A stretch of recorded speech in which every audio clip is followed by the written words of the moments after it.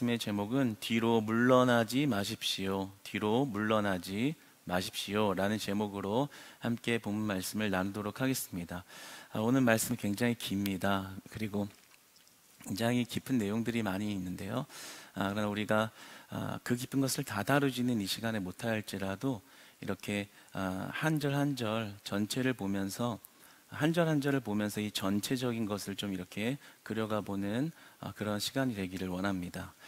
오늘 본문 26절부터 31절까지의 말씀은 이 배교한 자들에 대한 심판의 엄중함에 대해서 말씀하시고 있습니다. 그러니까 그리스도를 믿었다, 그리스도인으로서 살았다가 그 그리스도를 부정하고 그리고 그리스도교를 떠난 사람들, 그러한 사람들이 받게 될 심판에 대한 그 엄중함에 대해서 26절부터 31절까지는 말씀을 하고 있습니다.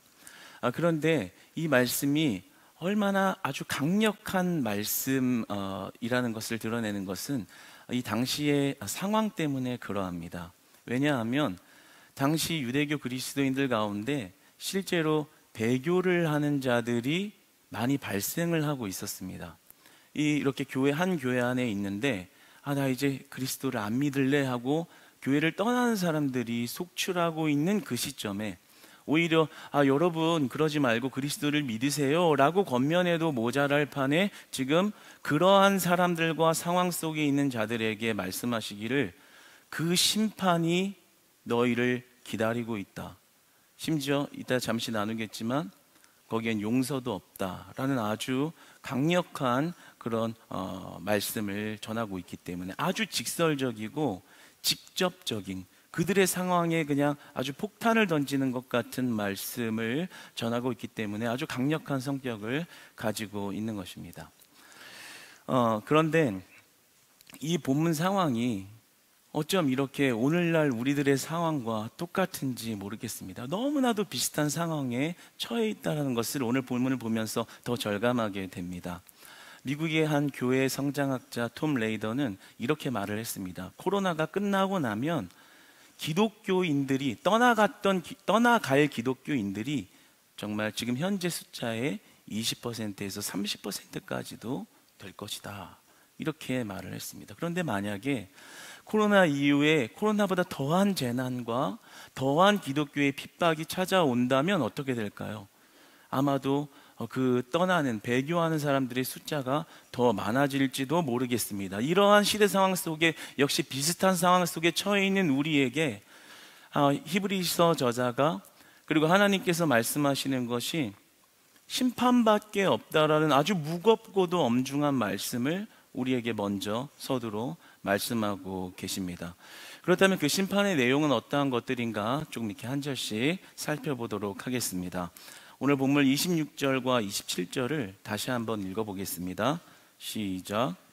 우리가 진리를 아는 지식을 받은 후 짐짓 죄를 범한즉 다시 속죄하는 제사가 없고 오직 무서운 마음으로 심판을 기다리는 것과 대적하는 자를 태울 맹렬한 불만 있으리라.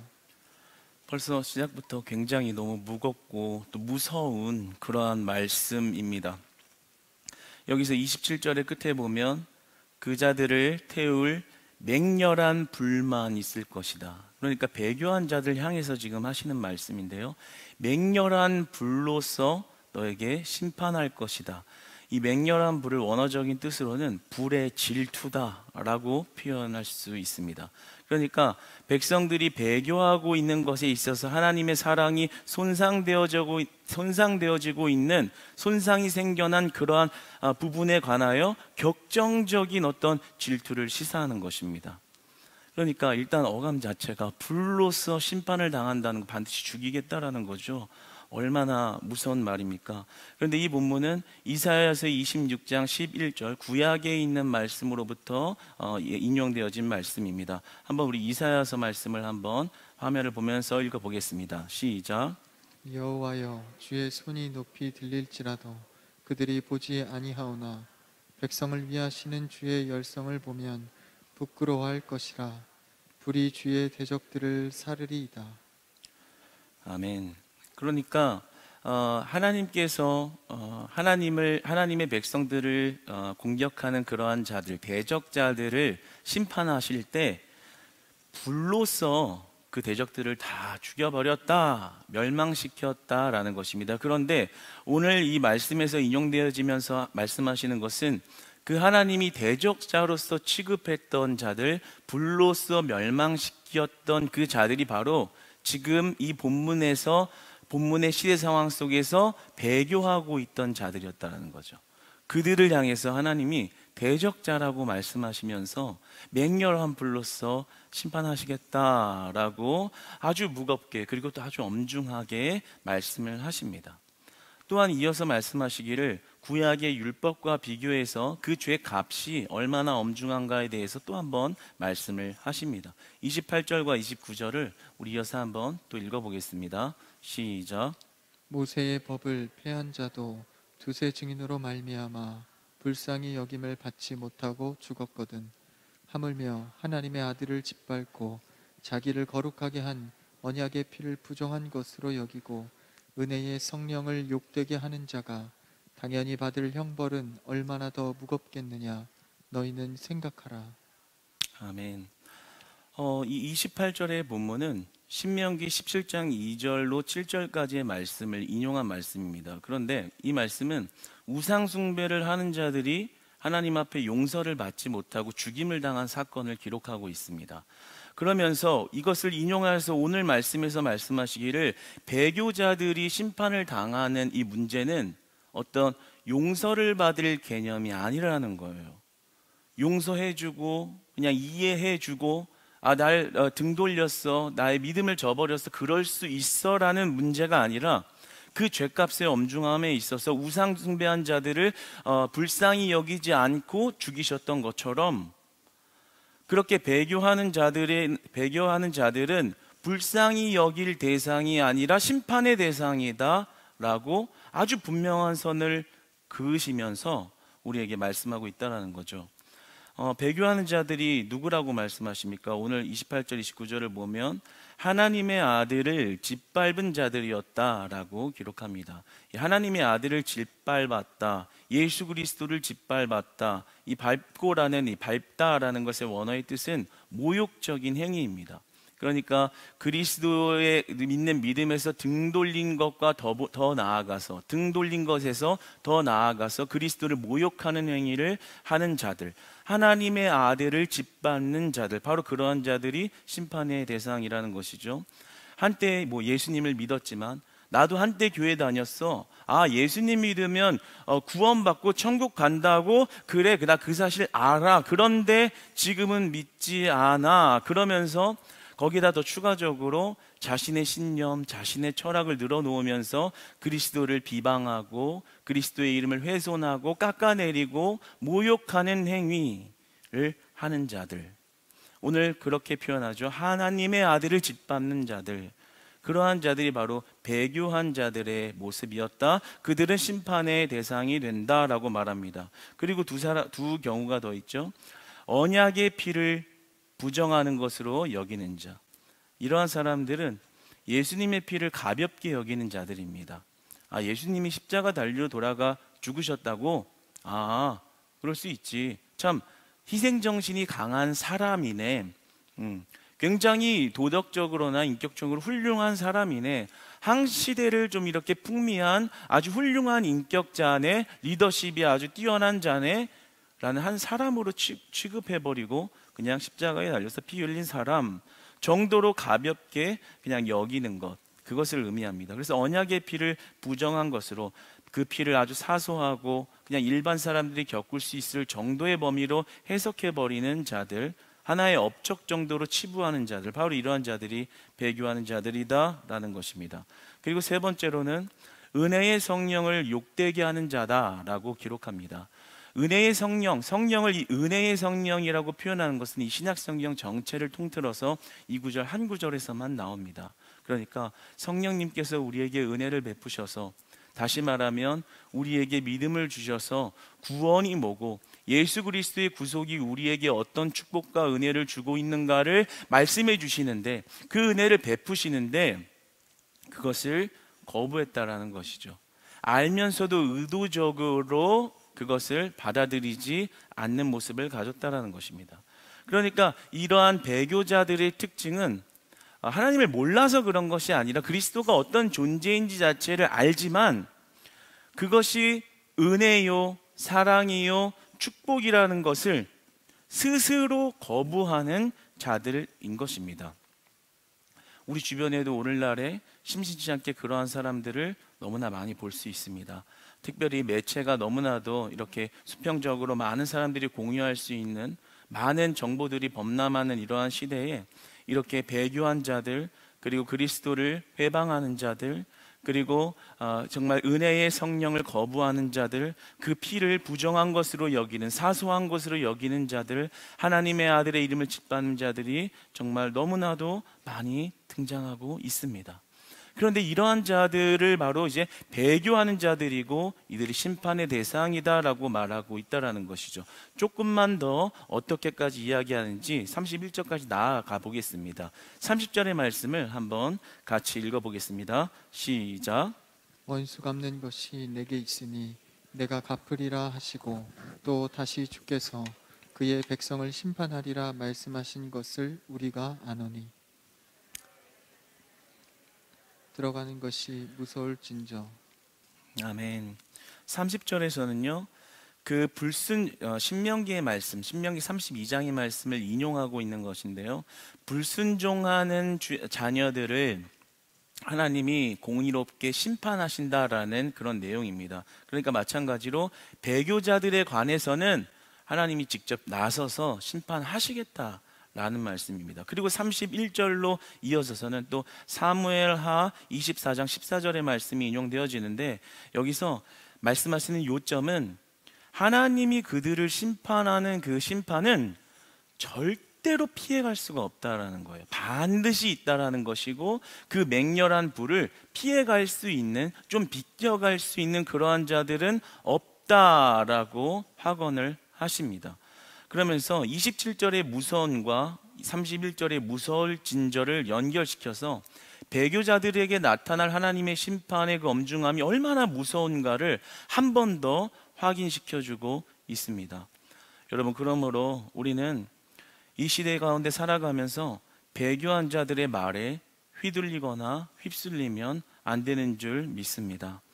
여러분, 믿다가도 돌아선 자들이 물론 긍휼의 대상이고 다시 돌아와야 할 대상이면 맞지만 그들이 말하는 말에 있어서 우리의 믿음의 정체성이 흔들려서는 안 된다라는 것이지요. 믿다가서 돌아가서 그렇게 예수님을 회방하고 낮추는 사람들의 말들이 얼마나 참 많이 있습니까? 예수님이 그냥 한 사람이다, 리더십 좋은 사람이다, 다른 것을 믿어도 구원이 있고 저쪽이 가도 구원이 있고 결국에 이렇게 구원의 어떤 한 길로 가는 것이지 어떻게 예수 그리스도만 구원이 있겠냐, 하나의 사람인데 라고 그렇게 말하는 사람들, 그런 사람들이 주장할 때 그 내용들을 들어보면 때로는 맞는 말도 있죠. 어떤 말들이요? 어떤 교회 안의 제도, 사람의 타락된 모습들, 그가 교회 생활을 하면서 받았던 상처들, 그가 겪었던 불합리하게 여겨졌던 모순적으로 보였던 모습들, 그런 것들을 자기의 논리대로 경험을 따라 이렇게 회방하고 이야기하고는 합니다. 그런데 그 중에 그러한 부분들은 분명히 맞는 말도 있지만 중요한 것은 그것은 이 땅에 있는 이 땅의 타락과 그리고 인간의 죄성으로 빚어진 일들이지 그리스도의 능력 없음이나 그리스도의 신실함이 훼손되었거나 그리스도가 우리를 구원하고자 하는 계획에 어떤 오류가 있어서가 아니라는 것입니다. 그리스도는 완전하신 줄 믿습니다. 그리스도가 우리를 사랑하는 그 사랑은 변함이 없으십니다. 한결같이 신실한 사랑으로 여러분들을 바라보시고 여러분들의 결핍과 우리들의 부족한 모든 것들을 그 사랑으로 채워지기를 바라시며 그 사랑을 날마다 우리에게 공급하시고 베푸시는 분인 줄 믿으시기 바랍니다. 그러므로 우리가 그러한 자들의 말에 휩쓸려서, 여기 있는 분들은 그럴 분들은 없지요. 그러나 믿음이 연약한 자들은 때로 그러한 자들의 말을 듣고 휩쓸려서 저게 맞나? 맞아, 저게 저 맞는 말 같아. 나도 이 시대에 예수님 믿는 거, 교회 나가는 거 이거 아닌 거 아니야? 이렇게 요동하거나 흔들리면 안 된다라는 거죠. 하나님께서는 배교하는 것, 배교하는 것으로 예수 그리스도를 불순종하지 말라라는 것을 정확하게 우리에게 이야기해 주시고 있는 것입니다. 여러분, 두 번째로 중요한 것은 우리는 심판이 있다는 것을 엄중히 기억해야 합니다. 오늘 본문이 말씀하시는 것은 속죄의 기회가 없을 것이다. 너희는 마치 우상 숭배하던 자들에게 용서가 없이 심판을 당했던 것처럼 배교한 자들에게 그러한 심판이 적용된다라는 것을 믿어라 라는 것입니다.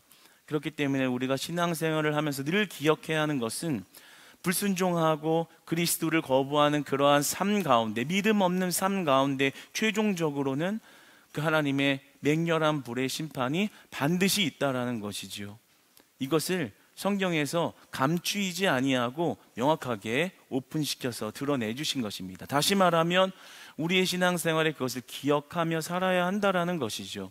마치 우리가 운전을 하면서 어떤 이런 신호 위반을 했을 때 이게 찍는 카메라가 있습니다. 우리가 그걸 보면 알아서 이렇게 멈추죠. 왜요? 반드시 딱지가 날라올 것을 믿기 때문에, 반드시 알고 있기 때문에 웬만하면 멈춥니다. 예, 그렇죠. 그러한 것처럼 하나님의 심판은 반드시 존재한다라는 것이죠. 마치 지금 그 심판을 당하고 있지 않아서 그 심판이 없는 것처럼, 그리고 그 심판에 어떤 포함되어지 않은 것처럼 행복한 삶이 이어지는 것처럼 보이지만 하나님은 반드시 그날이 올 것이다, 그들에게 남은 것은 그것밖에 없다라고 이렇게 아주 엄중한 이런 심판에 관하여 우리에게 분명하게 말씀해 주십니다. 여러분, 그러므로 그 심판이 있다는 것을 엄중히 기억하면서 신앙생활을 할 수 있는 그런 우리 되기를 소망합니다.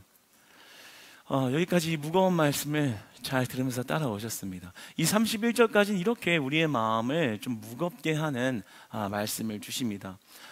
왜 이렇게 무겁냐 하면 이 심판이 사실이기 때문입니다. 이 심판은 과장법도 아니고 단순히 우리에게 어떤 협박을 하기 위해서 이렇게 늘어놓은 말이 아니라 반드시 있는 사실적 메시지라는 것이죠. 그러한 면에서는 우리의 마음을 너무 무겁게 합니다. 그런데 그 무거운 마음 속에서 한 가지 된 질문이 있습니다. 어떠한 질문이 드냐면, 하나님 왜 이렇게까지 하시나? 그렇죠?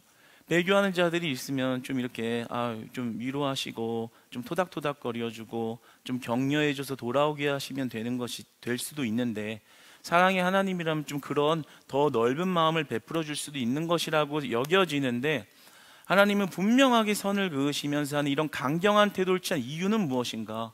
도대체 왜 그렇게까지 하셔야 하나? 이렇게 공포스러운 하나님의 어떤 경노하심, 하나님의 엄중하심을 보여주면서 그것을 보는 이들에게, 듣는 이들에게 어떤 공포심에 휩싸여서 정말 절대로 배교하지 않는 그런 구도를 만들려고, 꽉 붙잡아 놓으려고 이렇게 사람을 무섭게 만들어 가시는 건가? 겁에 질려서 도저히 하나님의 말씀이라면 믿음을 저버리는 그런 일을 하지 못하도록 꽉 묶어두시려는 의도일까? 그 안에서 어떻게 사랑이라는 것을 느낄 수 있는가? 이런 조금 무거운 마음 속에 그런 질문이 들 수 있습니다. 그러나 오늘 이 긴 본문을 우리가 이렇게 한 절 한 절 이렇게 읽어본 것은 하나님께서 이 심판 메시지를 통해서 우리에게 무언가 더 말씀하시고자 하는 그런 저희와 하나님의 마음이 더 있기 때문입니다. 이어서 한번 그 말씀을 더 보도록 하겠습니다. 32절의 말씀을 한번 같이 읽어보겠습니다. 시작. 전날에 너희가 빛을 받은 후에 고난의 큰 싸움을 견디어 낸 것을 생각하라. 갑자기 내용이 조금 바뀌죠. 여태까지 심판이 어떤지, 너희들에게 심판밖에 없다라고 했으면 이제 너희들 그 심판 똑바로 기억하고 배교하지 말고 잘 살아, 이렇게 얘기하는 것이 좀 자연스러워 보입니다. 그런데 32절에서 갑자기 조금 분위기가 바뀌기 시작합니다. 뭐라고 얘기합니까? 너희들 그리스도인들이, 믿음을 가진 사람들이 이 땅에서 어떤 박해를 받으면서 살아왔는지 그거 한번 기억해봐라. 여기서 보면 큰 싸움을 그들이 견디어낸 그 사실들 너희들 알지 않느냐, 그것을 잊어버리지 말고 그것을 다시 떠올려봐 라고 뭔가 부드럽고 또 무언가 우리에게 주려고 하는 뭔가가 숨겨져 있는 것처럼 보여지는 그런 말씀으로 전환하여서 말씀을 또 이어갑니다. 33절과 34절의 말씀을 한번 같이 더 읽어보겠습니다. 시작. 혹은 비방과 환난으로서 사람에게 구경거리가 되고 혹은 이런 형편에 있는 자들과 사귀는 자가 되었으니 너희가 갇힌 자를 동정하고 너희 소유를 빼앗기는 것도 기쁘게 당한 것은 더 낫고 영구한 소유가 있는 줄 알미라. 아멘. 그들이 견디어냈던 그 큰 싸움들, 그것이 무엇인가? 첫 번째로 비방을 당했던 것들, 믿음을 지키기 위해서 어려운 시대 가운데, 박해가 있는 시대에 나는 그리스도인이에요, 나는 그리스도를 예배합니다, 그리스도를 위해서 살겠습니다라는 고백 때문에 그들이 당했던 비방, 그리고 환난으로 인해서 구경거리가 됐다라고 말씀하는데요, 이 환난이라는 원어의 뜻을 보면 폭행을 당한 것을 의미합니다. 그러니까 비방을 당하고 비난을 당하고 때로는 어떤 물리적인 행위로 이렇게 구타를 당하는 것이 사람들의 구경거리가 되어서 정말 수치스럽고 아주 수모적인 일들을 당했던 그런 큰 싸움들, 그리고 세 번째로 더 나아가서는 자신들의 소유, 재산입니다. 자신들의 직접적인 이런 재산을 빼앗기기까지 하면서 그것을 다 빼앗기고 그 비방을 감수하고 또 그리고 폭행을 당하는 억울함과 그런 수치스러운 일들을 감당해냈던, 그것들을 견뎌냈던 그런 그리스도인들의 모습을 너희들은 기억해봐라. 왜 이 상황 속에서 이런 말씀을 하시는 걸까요? 그 심판을 강하게 이야기하시다가 우리에게 뭔가 설득하시고 뭔가를 이렇게 권유하시려는 것처럼 느껴집니다. 그러면서 오늘 34절에 보면 이러한 모든 것들을 감당하는 데 있어서 그들의 마음이 기뻤다라는 거예요. 참 상식적인 일처럼 여겨집니다. 소유를 뺏기고 비방을 당하고 그리고 맞기까지 하면서 그것을 견뎌내면서 억지로 분노에 가득 차서 인내심을 발휘해서 해야 할 것만 같은 게 우리의 상식인데 그들 안에는 기쁨으로 그것을 했다라는 거죠. 기쁘게 당한 것은 그들의 마음에 그것을 어쩔 수 없는 그냥 무거운 고난, 무거운 짐이야, 저기 안 왔으면 좋는데 나에게 어찌하여 이렇게 왔을까라고 여긴 것이 아니라 그 고난이 그들에게 기쁨으로 여겨졌다라는 거예요.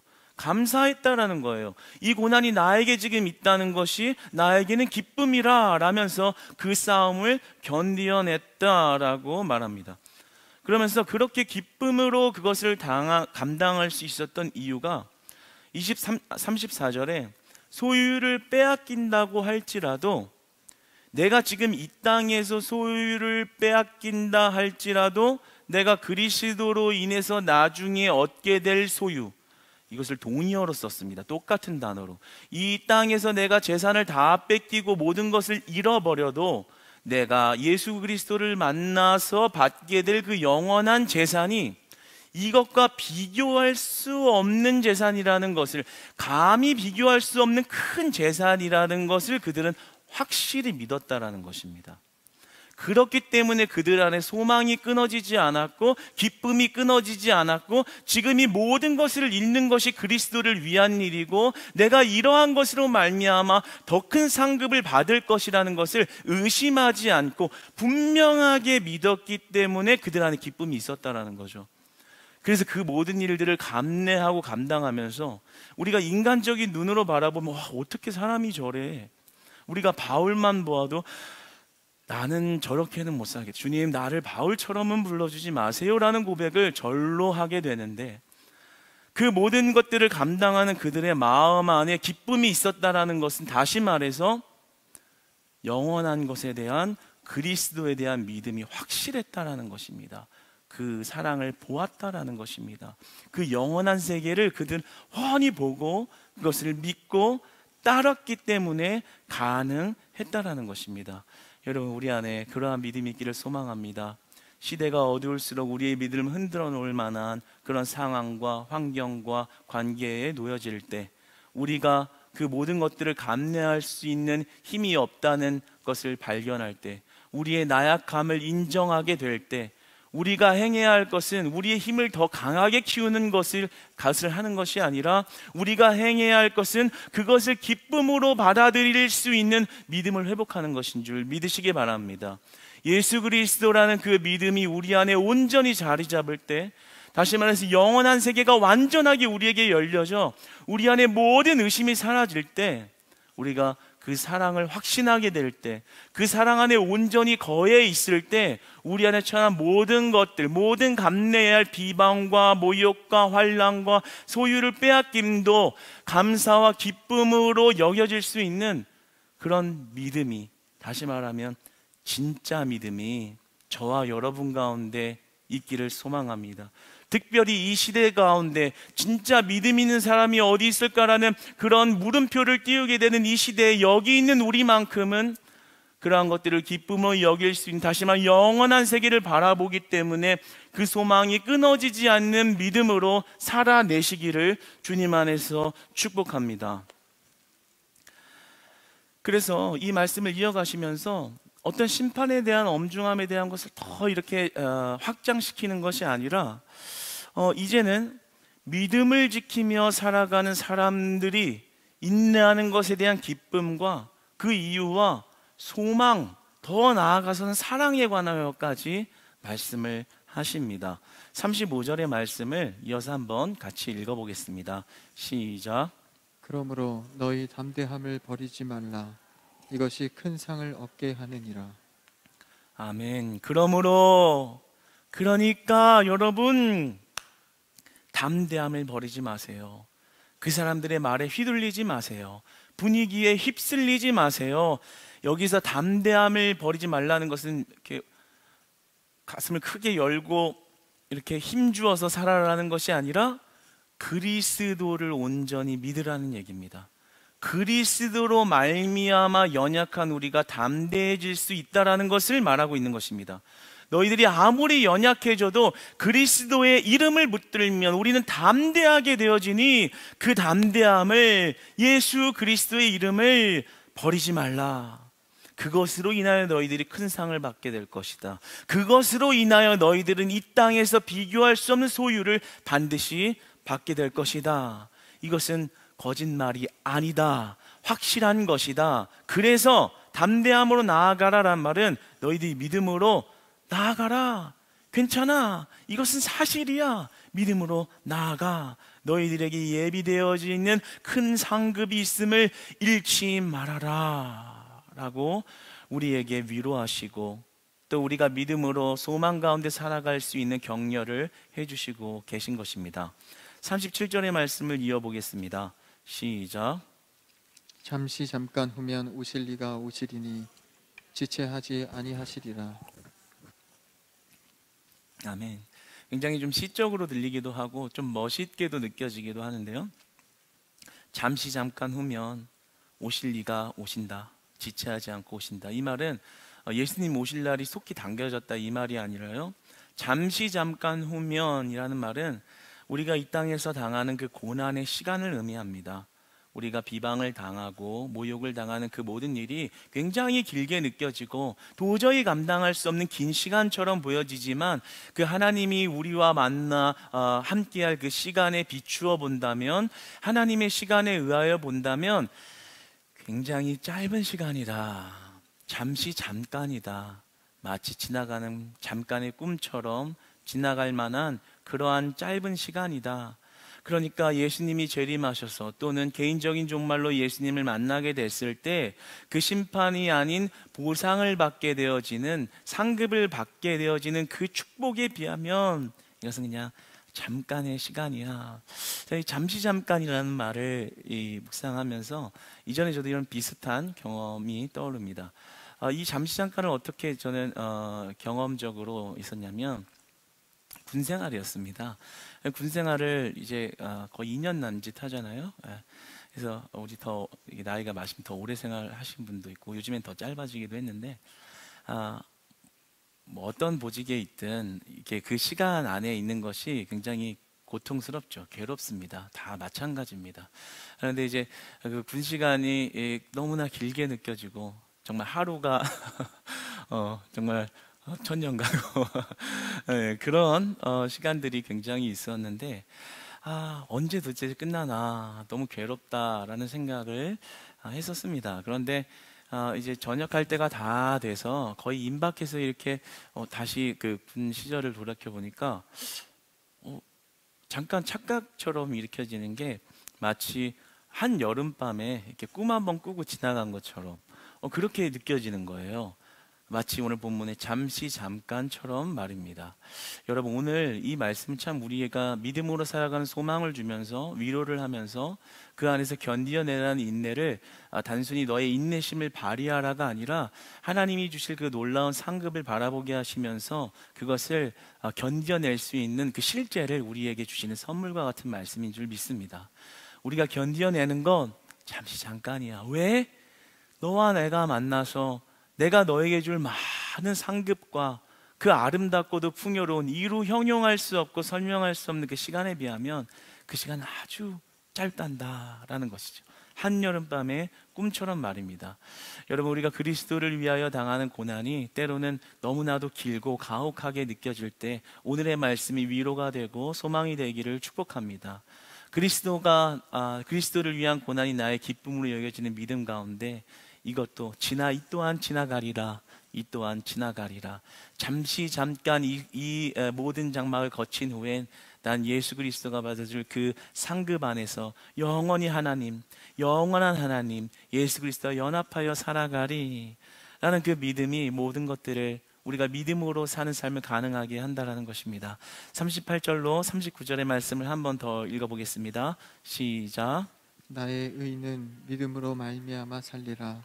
또한 뒤로 물러가면 내 마음이 그를 기뻐하지 아니하리라 하셨느니라. 우리는 뒤로 물러가 멸망할 자가 아니요 오직 영혼을 구원함에 이르는 믿음을 가진 자니라. 아멘. 뭐라 말씀하십니까? 뒤로 물러가지 말라. 뒤로 물러가는 우리는 뒤로 물러가는 멸망할 자가 아니다. 심판받을 자가 아니다. 상황 때문에 뒤로 물러가서 믿음 저버리고 살면서 멸망당할 자가 우리는 아니다. 뒤로 물러가지 말라. 흔들리지 말고 믿음으로, 오직 믿음으로 살아내라. 그 오직 영혼을 구원함에 이르는 믿음을 가진 자들이 그 상급을 받게 될 것이다 라고 말씀하십니다. 여러분, 우리는 이 땅에서 믿음을 지켜야 할 때는 반드시 믿음을 지켜야 하는 것입니다. 우리가 상황과 환경에 어느 정도 융통성과 어떤 타협과 그 접촉점을 찾아야 하는 것은 맞지만 우리의 믿음은 반드시 지켜야 하는 것인 줄 믿습니다.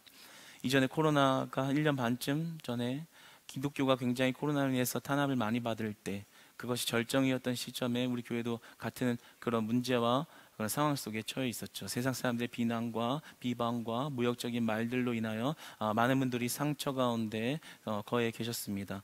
마찬가지로 많은 걱정과 또 그런 압박 가운데서 우리가 신앙생활을 하고 있을 때 한때는 교회 자체를 폐쇄해야 한다, 교회 자체의 모임 집회 자체를 없애야 한다라는 말들이 이렇게 막 나오기 시작했었죠. 여러분들도 기억하실 것입니다.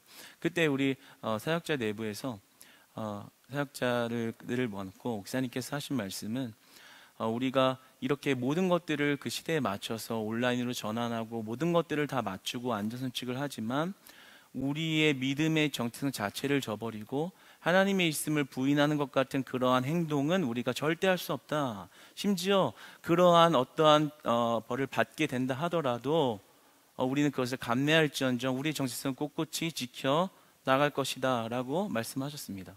그때 매우 감동적이었고 저도 마음 안에 불이 이렇게 타오르면서 그렇게 해야지 라는 마음이 이렇게 들었습니다. 한편으로는 걱정도 됐고 진짜로 그러다 그런 일이 빚어져서 어떻게 되면 어떻게 하나 그런 생각도 드는 그런 시간이 있었습니다. 여러분, 우리가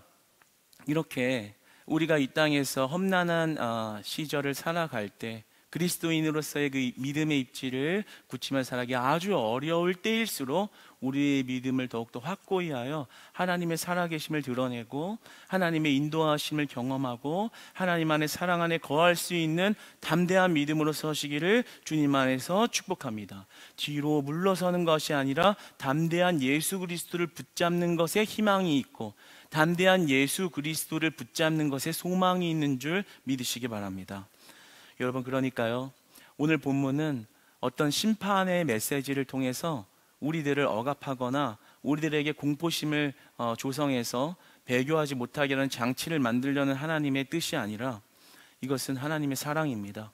왜냐하면 에덴 동산의 원리와 같은 원리입니다. 에덴 동산에서 하나님께서는 선악과를 만들어 놓으셨습니다.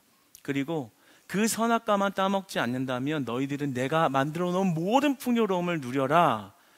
이것은 단순히 어떠한 장치의 개념이 아니라 하나님 앞에 순종과 불순종을 의미합니다. 하나님을 신뢰하느냐, 믿느냐, 안 믿느냐의 문제인 것입니다. 그러니까 하나님께서는 선악과만 안 먹으면, 순종하는 모습을 보이면 너는 그 내 안에 거해 있을 때 많은 것을 누릴 수 있는 자격이 있는 나의 자녀야 라는 것이지요. 오늘 심판이 분명히 있다라고 말씀하시는 것은 너희들 심판 한번 당해봐라, 내가 얼마나 맹렬한 불을 가지고 있는지 봐라라는 것이 아니라 그 심판을 마치 선악과처럼 그 심판을 만들어 놓았지만 하나님께서 원하시는 것은 우리를 선악과를 따먹게 하는, 그리고 우리를 심판의 불구덩이로 몰아넣으시고자 하는 것이 목적이 아니라 오히려 그 심판을 알기 때문에, 오히려 그 선악과가 무엇인지를 알기 때문에 우리의 자의적으로 순종하여 하나님의 평강과 사랑 안에 거하기를 원하신다라는 것이죠. 그러니까 우리를 죽이기 위한 심판의 물구덩이가 아니라 우리를 살리기 위한 사랑의 메시지라는 것입니다. 우리를 심판으로 몰아넣기 위함이 아니라, 우리를 죽이기 위함이 아니라 우리를 살리기 위함인 것입니다. 어떻게 살리기 위함입니까? 믿음으로 말입니다. 믿음으로 살아내서 나의 안에 거할 때 너희들은 마치 에덴의 많은 것들을 누릴 수 있는 그 새 하늘과 새 땅, 그날을 바라볼 수 있는 그 놀라운 소망이 우리 안에 회복되어질 수 있다. 그러므로 믿음으로 너희들이 살아간다면, 하나님 앞에 순종하기를 늘 변심하지 아니하고 주를 따른다면 그 안에 너희들을 구원할 진짜 은혜와 축복이 담겨져 있고 그것을 너희에게 다 주겠다라고 말씀하시는 것입니다. 그러니까 이 심판 메시지는 우리를 고통 속에 공포심에 가둬놓으려는 하나님의 계획이 아니라 우리를 살리려는, 그리고 우리를 설득하시는, 우리를 위로하시는, 우리를 격려하시며 소망 가운데 거하게 하시는 하나님의 사랑의 메시지인 것입니다. 여러분, 우리가 2022년을 살 때 그 소망을 바라보시면서 일어나시기를 축복합니다. 믿음을 붙잡으시면서 지금의 어려운 상황 가운데 하나님의 회복하심과 하나님이 부어주시는 놀라운 은혜를 붙들고 그 은혜의 풍요로움 안에서, 그 완전한 사랑 안에서 2022년 뒤로 물러서지 않고 그 믿음으로 담대하게 나아가시는 사랑하는 우리 크리스찬 교회 성도님 여러분 다 되시기를 주님 안에서 축복하고 소망합니다.